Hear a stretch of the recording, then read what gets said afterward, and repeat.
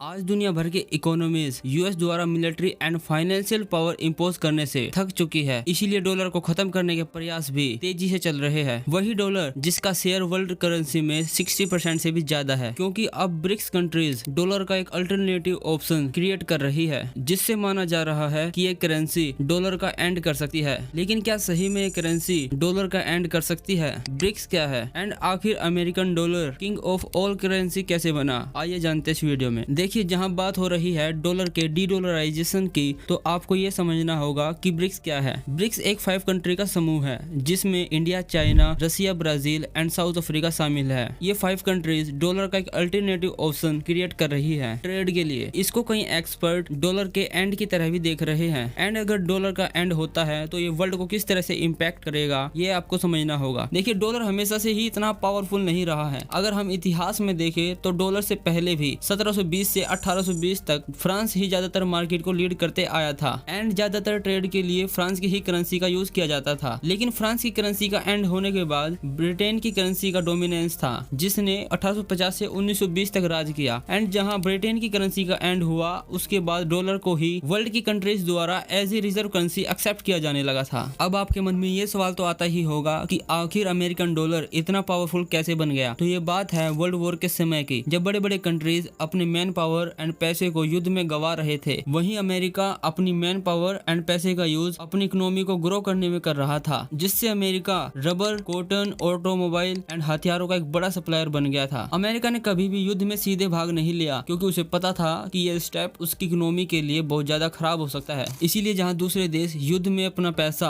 पानी की तरह बहा रहे थे, वहीं अमेरिका इन देशों को अपना सामान बेचकर अमीर बनता जा रहा था। जिसका अंदाजा आप इसी से लगा सकते हो कि 1913 में अमेरिका के एक्सपोर्ट जहां केवल 2.3 बिलियन डॉलर थे, जो 1917 में बढ़कर 6.2 बिलियन हो गए। एंड ऐसा ही उसने वर्ल्ड वॉर 2 के समय भी किया, जब ब्रिटेन एलाइज कंट्रीज का लीडर था, तो अमेरिका इन देशों को हथियार सप्लाई करता था। इसके बदले में उन देशों की तरफ से अमेरिका को गोल्ड में पेमेंट की जाती थी। एंड इसका परिणाम ये हुआ कि युद्ध एंड होने तक वर्ल्ड का ज्यादातर गोल्ड अमेरिका के हाथ में आ चुका था, क्योंकि जहां 1920 में अमेरिका का गोल्ड रिजर्व सिर्फ 2000 टन था, वहीं 1940 आते आते ये गोल्ड 20,000 टन में बदल चुका था, जो उस टाइम पूरी दुनिया का 75% गोल्ड था, जिसका फायदा भी अमेरिका द्वारा ब्रिटेन वुड एग्रीमेंट द्वारा उठाया जाता है। जब 44 कंट्रीज के रिप्रेजेंटेटिव्स अमेरिका के न्यू हैम्पशायर के ब्रिटेन वुड में मिले, इसमें एक सिस्टम तैयार किया गया कि वर्ल्ड की करेंसी को गोल्ड से नहीं बल्कि डॉलर से मेजर किया जाएगा, जिसमें यह भी तय किया गया कि 28.35 ग्राम गोल्ड $35 के बराबर होगा, और यदि किसी कंट्री को गोल्ड चाहिए तो वो $35 देकर 28.35 ग्राम गोल्ड अमेरिका से ले सकती थी।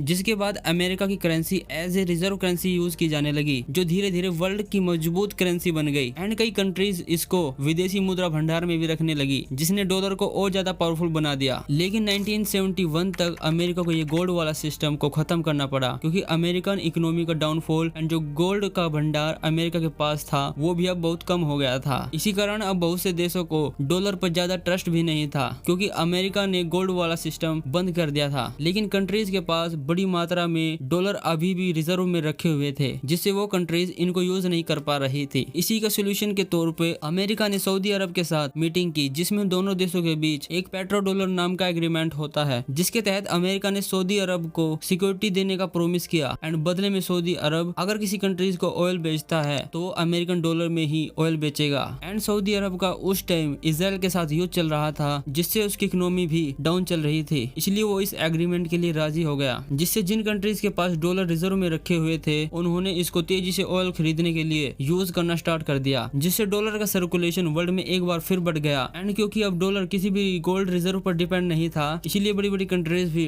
डॉलर को विदेशी मुद्रा भंडार में रखने लगी। एंड फिर वर्ल्ड का ज्यादातर ट्रेड डॉलर में ही होने लगा। इसी तरह अमेरिका पर कंट्रीज की डिपेंडेंसी ने उसको एक सुपर पावर बना दिया था। लेकिन अब सालों से अमेरिका डॉलर को एज ए वेपन ही यूज करता आया है, जिसमें आप रिसेंट के एग्जांपल को ही ले सकते हो, जब यूक्रेन एंड रशिया वॉर में अमेरिका ने इसी पावर का यूज करते हुए रशिया पर सैक्शन लगाए, जिसमें रशिया के 300 बिलियन फॉरेन रिजर्व को फ्रीज कर दिया एंड उसको स्विफ्ट सिस्टम से बाहर कर दिया, जिससे रशिया को बड़ी प्रॉब्लम भी फेस करनी पड़ी थी। एंड इन्हीं प्रॉब्लम से अब ज्यादातर कंट्रीज तंग आ चुकी है, जिसको खत्म करने के लिए ब्रिक्स कंट्रीज साथ में आई है, जिसमें Bharat, Russia, China, Brazil and South Africa जैसे देश शामिल है। आज ये कंट्रीज वर्ल्ड की 31% GDP, 42% population, 26% area and world का 19% एक्सपोर्ट इन 5 कंट्रीज द्वारा कंट्रोल किया जाता है। एंड IMF की एक रिपोर्ट की माने तो ये कंट्रीज 2030 तक वर्ल्ड की 50% इकोनॉमी को होल्ड करेंगी। रिसेंट टाइम में देखें तो ब्रिक्स और भी ज्यादा मजबूत हुआ है, जिसमें Argentina, Egypt, Ethiopia, Iran, Saudi Arab and United Arab अमीरात जैसी कंट्रीज ने भी ब्रिक्स को ज्वाइन किया है। एंड 40 से ज्यादा कंट्रीज ब्रिक्स को ज्वाइन करने में अपना इंटरेस्ट दिखा रही है। और अगर ये कंट्रीज डॉलर का अल्टरनेटिव ऑप्शन ढूंढ लेती है तो ये अमेरिका के लिए बहुत ज्यादा खराब हो सकता है। अब आपके मन में ये सवाल तो आता ही होगा कि आखिर ये करेंसी वर्क कैसे करेगी। देखिए, चांसेस है कि ब्रिक्स करेंसी को गोल्ड से मर्ज किया जा सके, जिससे ब्रिक्स करेंसी स्टेबल के साथ साथ ट्रस्टेबल भी बन सकती है। क्योंकि पिछले कुछ महीनों में ब्रिक्स की कंट्रीज ने अपने गोल्ड रिजर्व तेजी से बढ़ाए हैं,